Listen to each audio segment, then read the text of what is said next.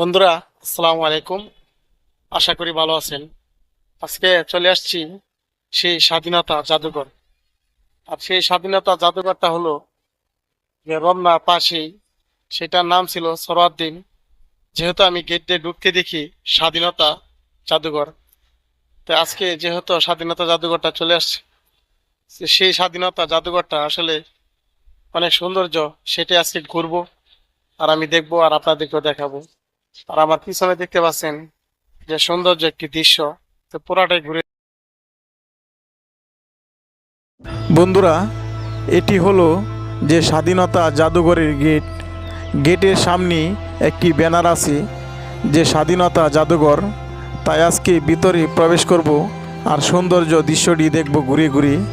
তাই প্রবেশ করতেই দেখি এরকম সুন্দর একটি রাস্তা, একদিক দিয়ে বের হওয়া আরেক দিক দিয়ে প্রবেশ করা। তাই এখন ভিতরে চলে যাব।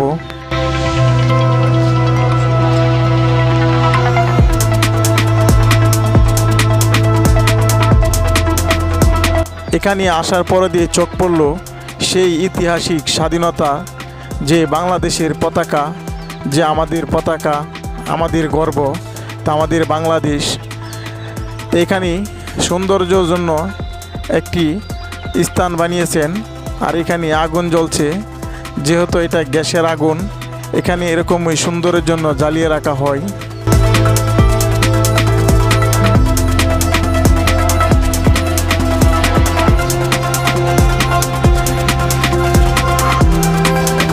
এই জায়গাটি অনেকের পরিচিত সোহরাওয়ার্দী নামে, তাই সোহরাওয়ার্দী বলে অনেকেই চিনে।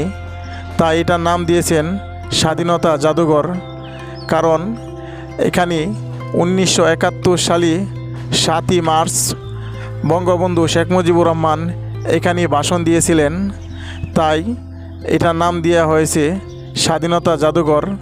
তারই পাশাপাশি পাকিস্তানির যে পাক বাহিনী এখানে আত্মসমর্পণ করেন 16ই ডিসেম্বরে। সব মিলিয়ে দেওয়া হয়েছে স্বাধীনতা জাদুঘর।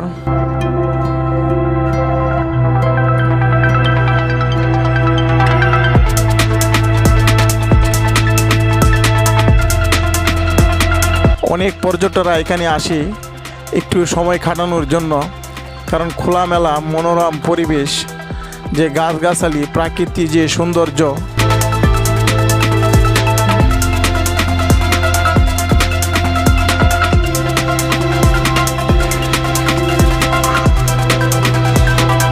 এখানকার সবচেয়ে সুন্দর স্থান হলো একটি ওয়াচ টাওয়ার, দূর থেকে দেখা যায়।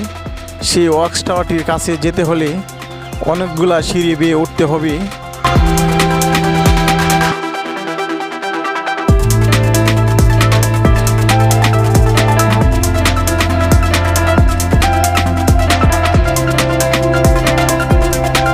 ওয়াচ টাওয়ারটির পাশে পুরোটো টাইস করা, এত সৌন্দর্য একটি পরিবেশ। আর এখানে অনেকে আসেন খেলাধুলা বা বিভিন্ন সেলফি তোলার জন্য এই সুন্দর স্থানটি।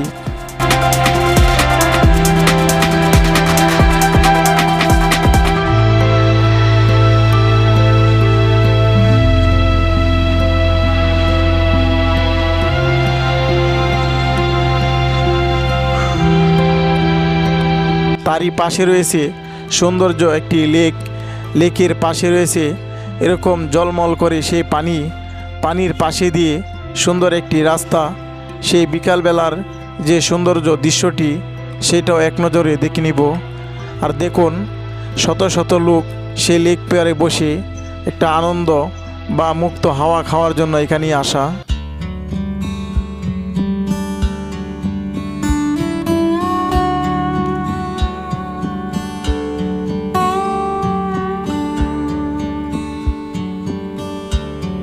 এখানে থাকছে যে বক্সার, সেই বক্সার মাঝে একটি গুসাতে 20 টাকা দিতে হয়। তার বিনিময় দেখা যায় কার কতটুকু শক্তি, সেই শক্তি পরীক্ষা করার জন্য। তো অনেকে এখানে 20 টাকা দিয়ে শক্তি পরীক্ষা করা হয়। আর ওই লোকটি একটি শক্তি পরীক্ষা করার জন্য একটি গুসা দেওয়ার পরে দিয়ে তার পয়েন্ট উঠে গেল প্রায় 586 পয়েন্ট। তো এরকমই একটি আনন্দ সেই সোহরাওয়ার্দীনের ভিতরে।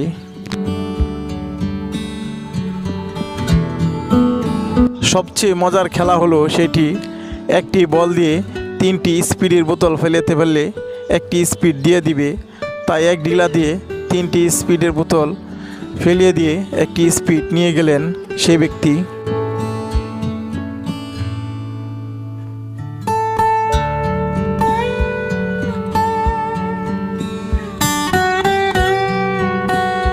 তো বন্ধুরা, তারই পাশে রয়েছে আরেকটি সৌন্দর্য দৃশ্য।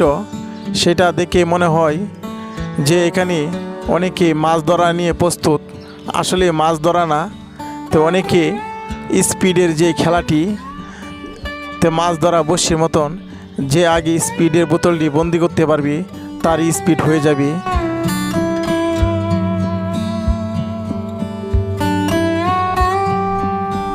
সোহরাওয়ার্দীনের ভিতরে মনোরম পরিবেশে বিভিন্ন প্রকারের খাবারের দোকান, চায়ের দোকান, উন্নত মানের চা,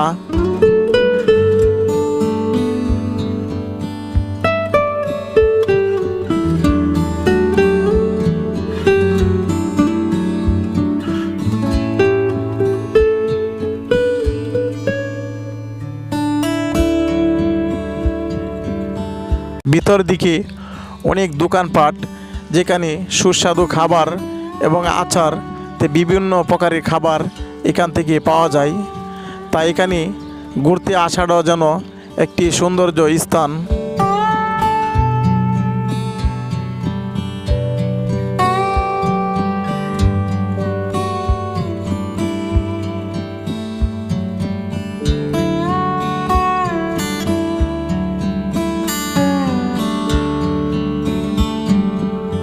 তো বন্ধুরা, ঘুরতে ঘুরতে এত সুন্দর খোলামেলা পরিবেশে অসাধারণ। তো এখানে আসলে মনে হয় যে প্রাকৃতির যে সৌন্দর্য সেই দৃশ্যটিও দেখা যায়। আর অনেকেই খেলাধুলার জন্য চলে আসেন সেই স্থানে। তো এই স্থানটি যদি ভালো লাগে তো লাইক করুন, আর যারা সাবস্ক্রাইব করেন নাই সাবস্ক্রাইব করে পাশে থাকুন। আর আপনাদের কোনো মতামত থাকলে কমেন্ট করে বলতে পারেন। পরবর্তী ভিডিওতে আবার দেখা হতে পারে। তো সবাই ভালো থাকবেন।